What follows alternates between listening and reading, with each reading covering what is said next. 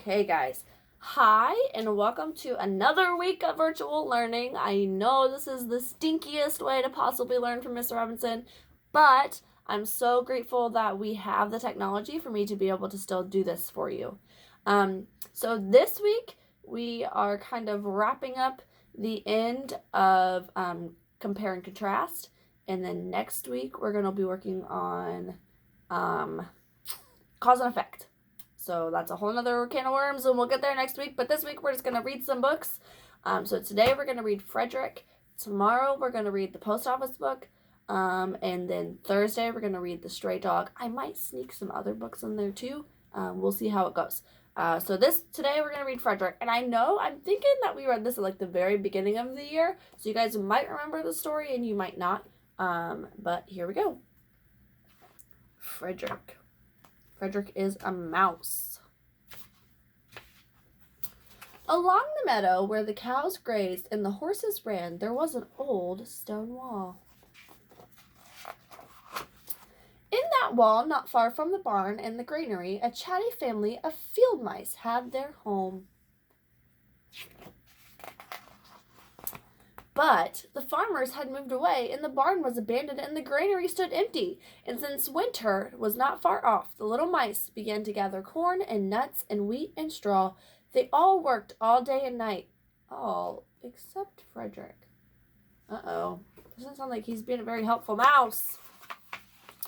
Frederick, why don't you work? They asked. I do work, said Frederick. I gather sun rays for the cold, dark winter days. Can you collect the sun?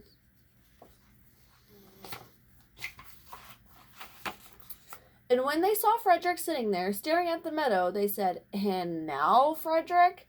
I gather colors, answered Frederick simply, for winter is gray. What's he doing? And once Frederick seemed half asleep. Are you dreaming, Frederick? They asked reproachfully. But Frederick said, Oh no, I'm gathering words. For winter days are long and many, and will run out of things to say. I think he just sounds like a lazy mouse. The winter days came, and when the first snow fell, the 5 little field mice took to their hideout in the stones. In the beginning, there was lots to eat, and the mice told stories of foolish foxes and silly cats, and they were a happy family. But little by little, they had nibbled at most of the nuts and berries. The straw was gone, and the corn was only a memory. It was cold in the wall, and no one felt like chatting. Then they remembered what Frederick had said about the sun rays and the colors and the words. What about your supplies, Frederick? They asked. Close your eyes, said Frederick, as he climbed on a big stone. Now I will send you the rays of sun. Do you feel how their golden glow? And as Frederick spoke of the sun, the 4 little mice began to feel warmer. Was it Frederick's voice? Was it magic? And how about the colors, Frederick? They asked anxiously. Close your eyes again, said Frederick. And when he told them of the blue periwinkles and the red poppies and the yellow wheat and the green leaves of the berry bush, they saw the colors as clearly as if they painted them in their minds. In the words, Frederick? Frederick cleared his throat, waited a moment, and then, as if from a stage, he said, Who scatters snowflakes? Who melts the ice? Who spoils the weather and who makes it nice?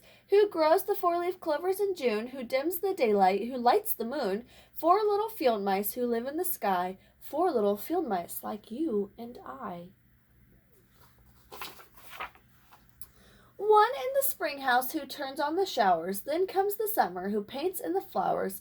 The fall mouse is next with walnuts and wheat. And the winter is last with cold little feet. Aren't we lucky the seasons are 4? Think of a year with 1 less or 1 more.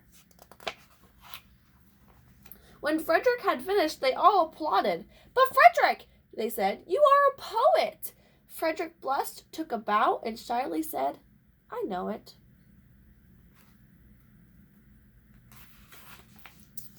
Okay, that was a really good book. Now, we have to think about comparing and contrasting.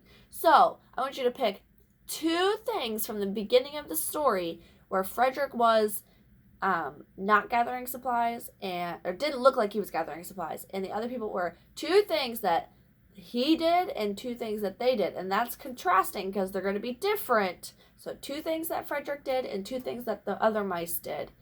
Talk to whoever is helping you watch this video, and I will see you tomorrow with the post office book. Bye, guys.